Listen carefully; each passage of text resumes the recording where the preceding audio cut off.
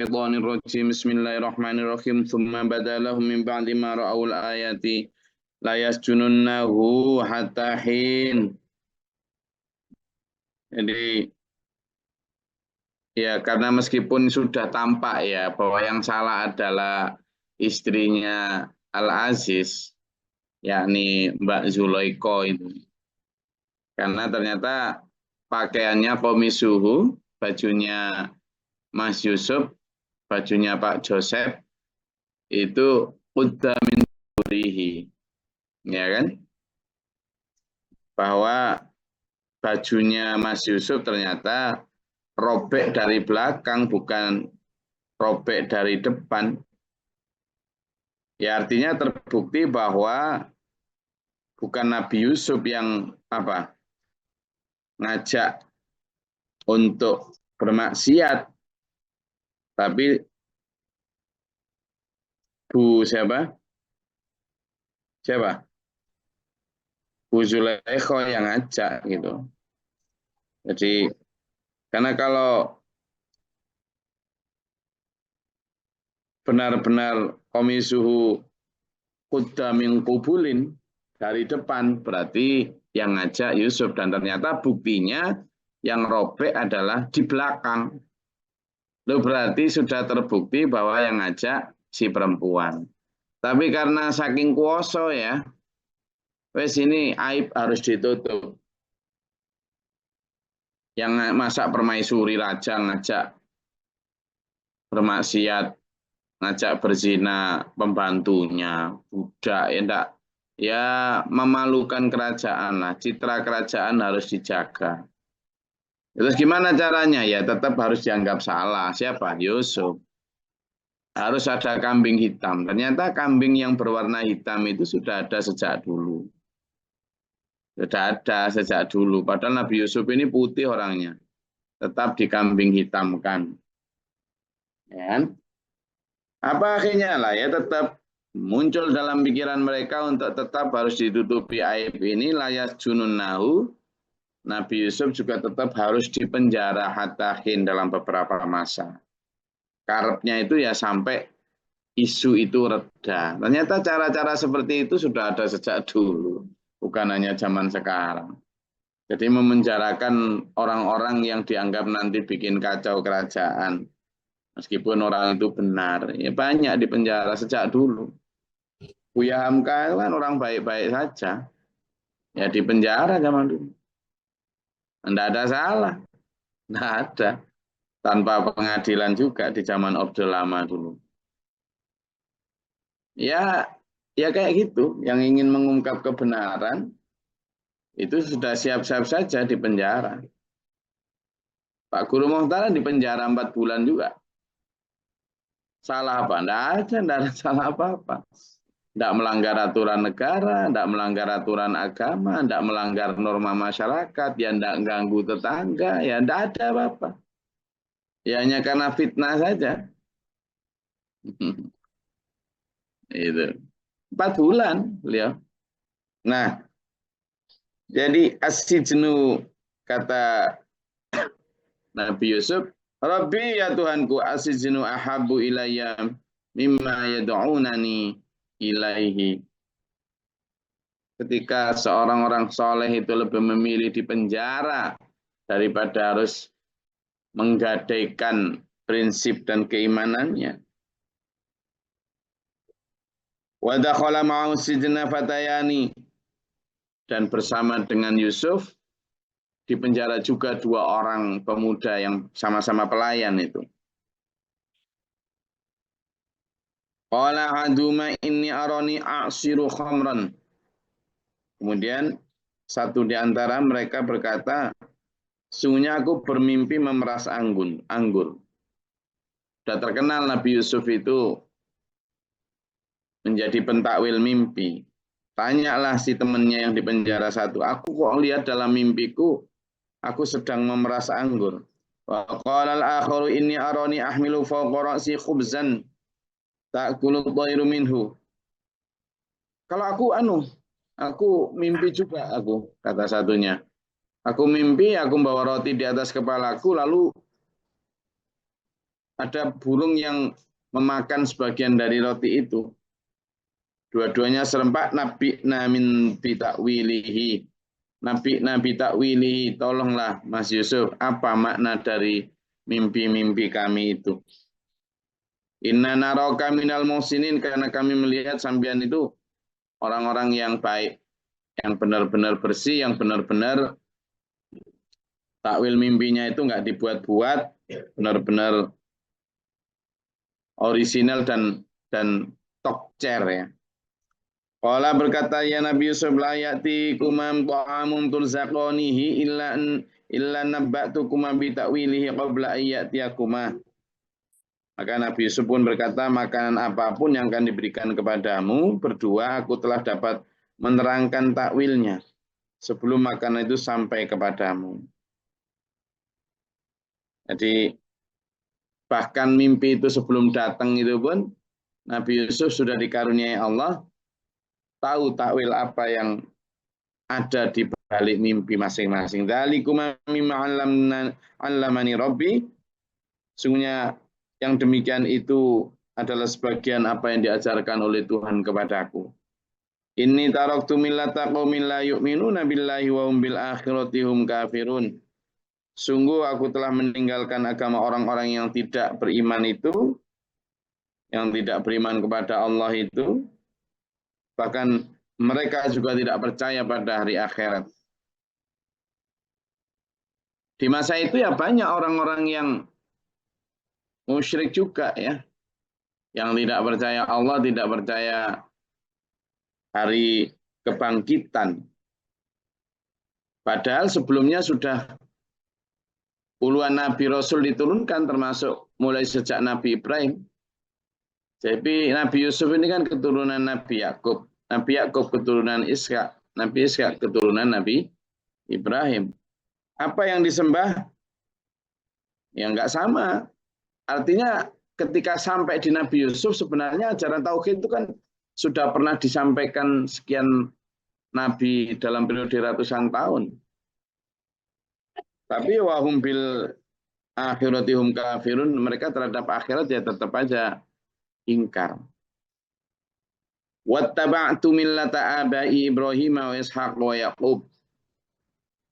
Aku mengikuti agama bapak-bapakku, ayah-ayahku, yakni agama siapa? Nabi Ibrahim, Nabi Ishaq dan Nabi Yakub yang mentauhidkan Allah. Ya, yang mengesahkan Allah, tidak menyekutukan. Makana lana an nusyrika billahi min syai'. Tidak mungkin bagi kami akan mensekutukan Allah dengan satu pun. Tidak mungkin. Dzalika min fadlillahi alaina wa 'alan nasi. Konsep tentang ketauhidan itu sebenarnya adalah karunia dari Allah atas kami dan atas manusia. Walakinna, tapi aksaron nasi, kebanyakan manusia la yashkurun, tidak bersyukur. Padahal harusnya disyukuri banget. Kita dikasih konsep ketuhanan yang esa, tidak bingung-bingung, tidak nyari ke gerumbul-gerumbul situ, nggak nyari kemana-mana. Bahwa Allah esa ada di sekitar kita, menggenangi jagat raya ini. Enak kita beribadah itu sebenarnya. Tidak repot-repot, tidak ribet-ribet. Tapi manusia kan kemudian cari repot, cari susah. Allah sudah menggariskan, wes kalau kamu mau bertemu aku gampang, wudhu, sholat. Sholat di mana? Dimanapun. Lah wes enak dah. Tapi yang nyari-nyari harus pakai kembang setaman, harus pakai beras warna ungu, ya kan? Ayam warna hitam, harus pakai apa? Air dari Gunung Sindoro, hanya untuk kenapa? Wes sama Allah dipermudah, gitu loh. Dengan itu tadi bagian dzalika min fadlillah. Jadi keesaan Allah dan kita diajarkan untuk mentauhidkan Allah itu karunia besar. Tapi kebanyakan manusia memang tidak bersyukur. Malah nyari yang aneh-aneh, mempersulit diri. Padahal Allah itu tidak pernah menginginkan untuk mempersulit manusia. tapi justru ingin memberikan kemudahan. Kamu bisa bertemu aku dimanapun, kapanpun, minta apapun. Lah wis enak dah. Kita hanya diminta oleh sesama kita bahwa kuat-kuatkanlah berdoa dimanapun sedang apapun, terutama tengah malam bangun tahajud. Mudah dikasih. Nyuari cara-cara yang wewoh-wewoh gitu kan. Islam mengajarkan wis simpel aja semua hari baik. Kalaupun ada pengkhususan hari Senin Kemis, ya di masa itu Nabi menerima wahyu di hari. Ya sudah, artinya kita tidak usah kemudian menghindari hari ini, hari itu, kecuali hari Jumat ya. Kalau hari Jumat ya memang sebaiknya tidak membuat agenda-agenda terlalu lama di hari Jumat. Karena Jumat itu kita fokus untuk siap-siap Jumatan. Nah, semua ajaran itu, ajaran baik yang tidak mensekutukan Allah. Nah, manusia malah nyari pohon lah, batu akik, gelang apalah wis. Gitu kan, membuat tempat-tempat persembahan. Kita bikin masjid itu ya karena memang untuk menyembah Allah ketika kita mukim. Tapi ketika kita safar, ya bisa dimanapun. Bahkan ketika misalnya tidak ada masjid sekalipun, ya sholat di tengah jalan. Maksudnya di tengah bukan kok di tengah marka, maksudnya di tengah perjalanan. Nah, di tengah marka ya ditabrak. Di tengah perjalanan ini sholat.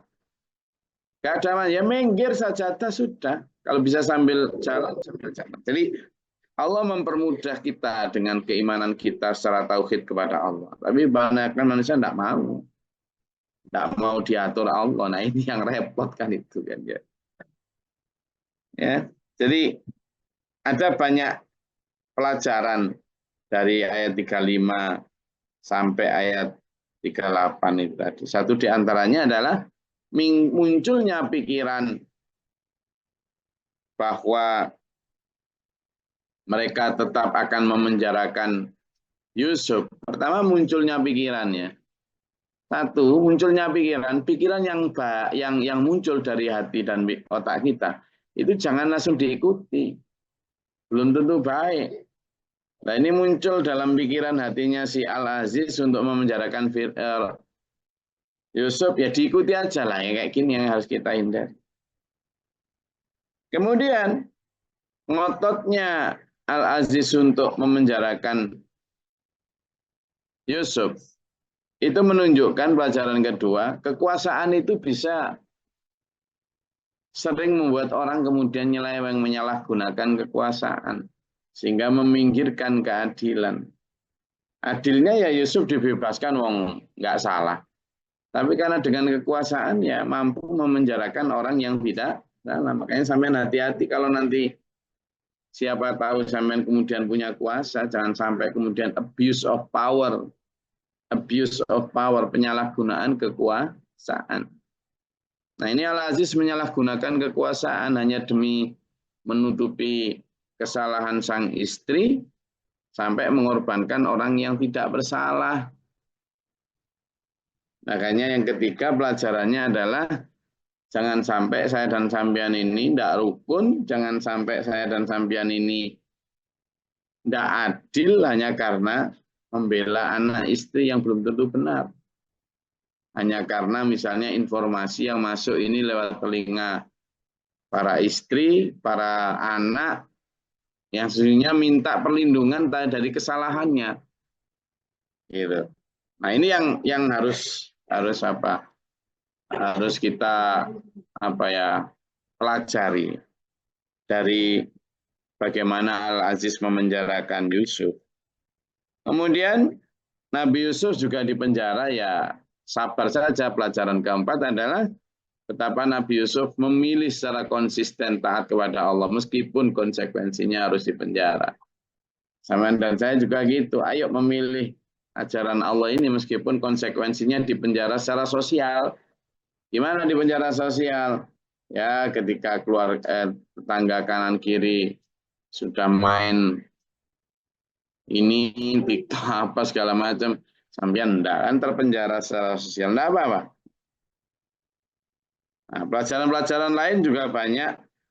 Di antaranya adalah eh, bagaimana yang keenam, Nabi Ishak memastikan dan menyatakan diri, Nabi Yusuf menyatakan diri bahwa beliau sudah meninggalkan kepercayaan yang orang-orang tidak beriman itu, yang musyrik itu, menuju kepada kepercayaan yang wattaba'tu millata abai Ibrahim wa Ishaq wa Yaqub, menuju kepada kepercayaan tauhid yang seperti Nabi Ibrahim, Nabi Ishaq dan Nabi Yaqub. Karena tidak mungkin bagi beliau-beliau akan menyekutukan Allah. Dan yang terakhir ketujuh, ketauhidan itu adalah karunia besar dari Allah. Baik untuk para nabi maupun untuk para manusia. Tapi kebanyakan manusia tidak bersyukur. Maka sampai dan saya bersyukur terus. Ini opo kenapa kita kok ditakdirkan untuk menjadi orang-orang yang beriman. Nah, sekarang tinggal kita aja yang benar-benar menelusuri seberapa kualitas iman kita. Oke, saya rasa itu, monggo kalau ada yang mau disampaikan, silakan. Saya sudah kembali ke markas ini di Bali, monggo.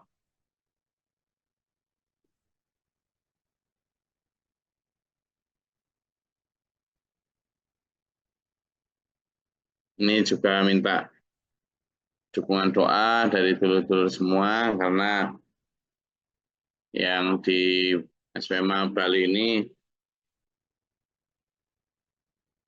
sedang proses pengurusan surat izin 2 sekolahan lagi, yakni tingkat MI sama tingkat aliyah.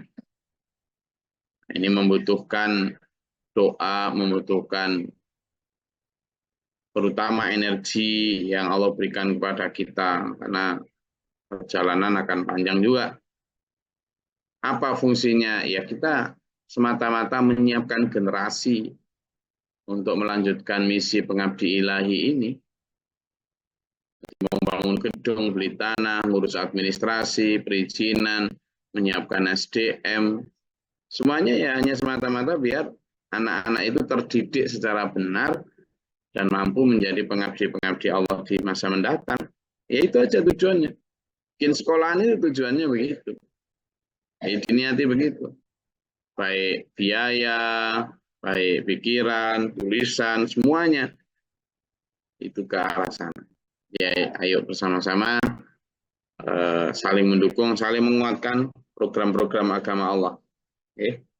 Nah, yang bertanyakan silakan.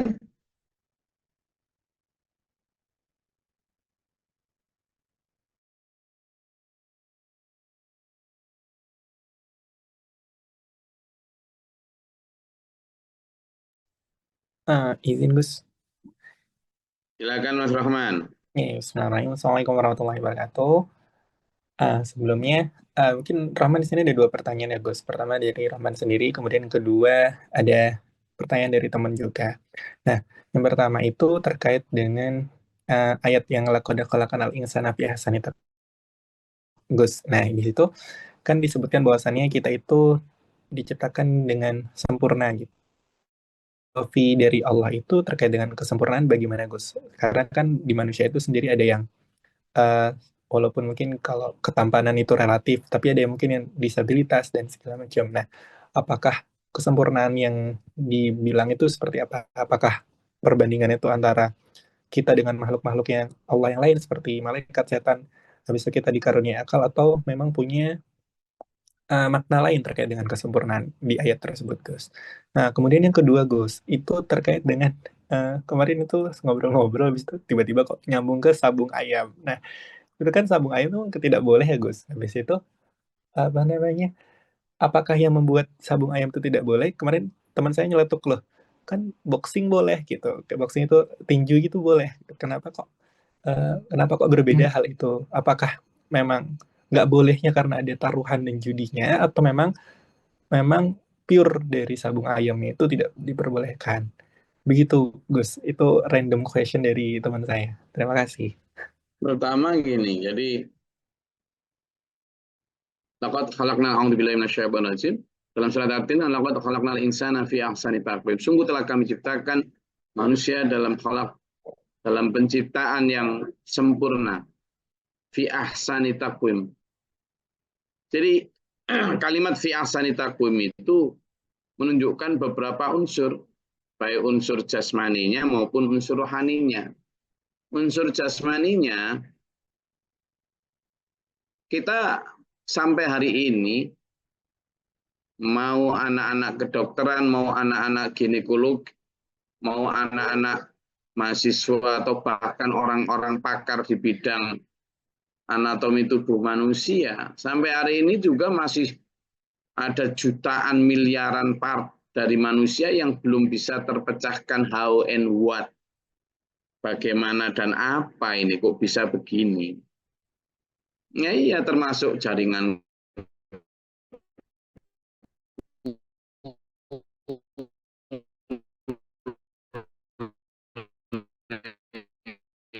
mulai dari fungsi mata, segala macam manusia itu. Gitu kan, manusia sekarang misalnya mencoba untuk bikin robot AI yang mampu ini dan lain sebagainya. Oh, tapi ya masih miliaran jauh di bawah kemampuan, apalagi kalau nanti dibandingkan dengan kemampuan reproduksi, kemampuan regenerasi sel, oh enggak mungkin. Robot itu kan tetap bergantung kepada orang di luarnya. Lah manusia itu tubuhnya itu mampu melakukan regenerasi sel sendiri. Mas, enggak mungkin. Secara itu luar biasa. Yang kedua, secara rohani. Jadi POV Allah, point of view-nya Allah, itu adalah secara rohani manusia itu sebenarnya dibekali satu tantangan. Kenapa dia lebih mulia daripada malaikat? Karena dia dibekali nafsu, tapi disuruh taat seperti malaikat. Itu yang dilakukan Allah terhadap Nabi Adam. Dibekali nafsu. Dibekali itu memang nempel. Tapi manusia diperintah untuk wanahan nafsa anil hawa. Malaikat tidak dibekali nafsu. Jadi kalau taat ya wajar. Wajar. Tidak ada yang perlu dilawan, tidak ada yang perlu dikendalikan. Nah manusia ada nafsu. Kemampuan manusia mengendalikan nafsu itulah yang membuat dia menjadi ahsani takwim, benar dari sisi ruhani, dari sisi batinnya. Nah, ketika dia tidak mampu mengendalikan nafsunya, maka tsumma radatnahu asfalasa pilih. Dia kemudian menjatuhkan dirinya sendiri ke dalam derajat yang bahkan lebih rendah daripada yang rendah, asfala safilin. Sesuatu yang sangat tinggi dibanting ketika manusia tidak mampu mengendalikan nafsunya. Jadinya bahkan illakal an'am balhum adallu sabila. Dia hanya seperti binatang, bahkan lebih sesat jalan pemikirannya, jalan hidupnya daripada binatang.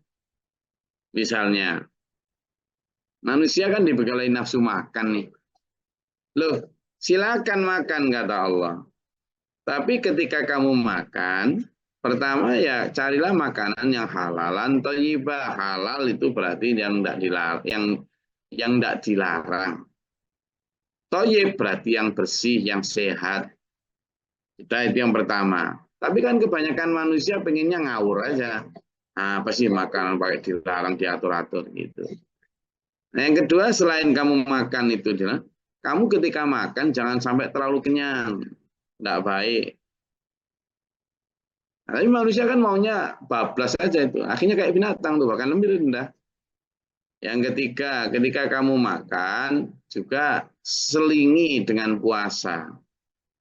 Supaya apa? Ada detoksifikasi racun dalam tubuh dan juga ada memberikan kesempatan istirahat terhadap mesin-mesin pencernaan itu. Baik manusia tidak mau semangat, nggak mau puasa.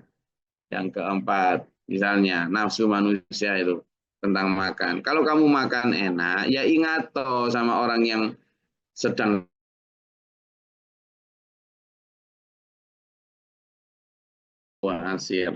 ayat itu. Dan memberi makan kepada orang yang yatim, orang miskin, Orang yang dalam tawanan. Manusia, enggak makan sendiri, gue, lu. Nah kan gitu. Nah itu yang kemudian menjadikan mereka kemudian sumaradatna asfalasa ini. Itu. Jadi itu. Yang kedua tentang sabung ayam. Sabung ayam itu haram dari sisi dua-duanya, dari sisi menyiksa binatang yang tidak bersalah. Mereka sampai dikasih jalu-jalunya itu kan, ya kan, jalu ayam yang tajam itu kan sampai kadang dikasih pisau hanya untuk melukai. Dari sisi itu aja udah jelas dosa itu. Kenapa? Menyiksa binatang jelas haram dosa. Yang kedua juga dari sisi judi, judinya jelas haram. Jadi dua-duanya sudah. Lah, boxing kok boleh kata siapa boleh? Siapa bilang boxing boleh? Kalau sekedar sebagai sebuah olahraga tidak sampai melukai, apalagi tidak sampai untuk dijadikan bisnis, itu pun masih mutasyabih, masih perdebatan. Di masa Nabi memang ada latihan perang, latihan menembak, latihan apa? Latihan gulat, ada di masa Nabi ada memang. Untuk persiapan perang, untuk persiapan defense. Nah kalau sekedar latihan kan nggak sampai melukai. Kalau latihan gulat, latihan apa, silakan. Kalau di masa Nabi ada, tapi ketika ada persiapan perang. Tapi kalau sampai bertanding yang tujuannya untuk mengeliminasi, kan banyak yang mati juga. Banyak juga yang kemudian cacat dan sebagainya. Apalagi dibarengi dengan judi. Jadi pertandingan tinju, pertandingan MMA dan sebagainya, buat sebagian orang mungkin ya nggak apa-apa. Tapi di sebagian orang lain masih mengikuti arahan untuk tidak boleh menyakiti sesama, apalagi sesama muslim. Jadi kalau sekedar latihan kan nggak sampai segitu itu. Gitu. Jadi bukan hanya pada judinya sabung ayam itu tidak dibolehin, tapi pada terutama menyiksa binatang yang tidak bersalah dan ya mubadirkan semuanya, banyak unsur yang tidak boleh di situ. Begitu. Ingat. Terima kasih, Gus. Oke, ada lagi?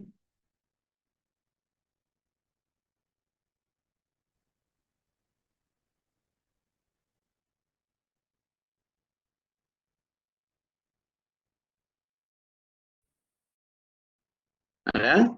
Kalau tidak ada, ayo kita ngantuk bersama. Mulai berangkat kerja, oke? Alhamdulillah. Mudah-mudahan bermanfaat berfaedah. Allah mengampuni kita. Amin. Allahumma sholli wa sallim wa barik ala. Allahumma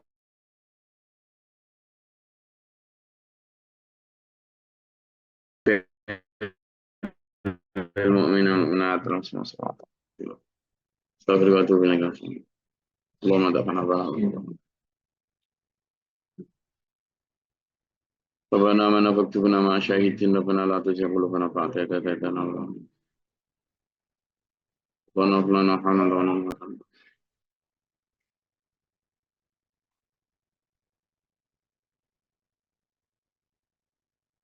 ربي أعوذ بك من همزات الشياطين وذكر بك اللهم علينا ببرامتك اللهم صل على محمد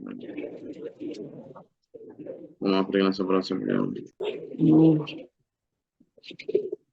أعوذ بالله من شر البلاء البادر الشقوى سبحانه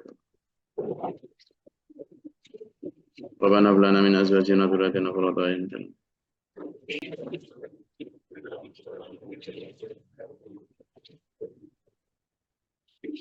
سلام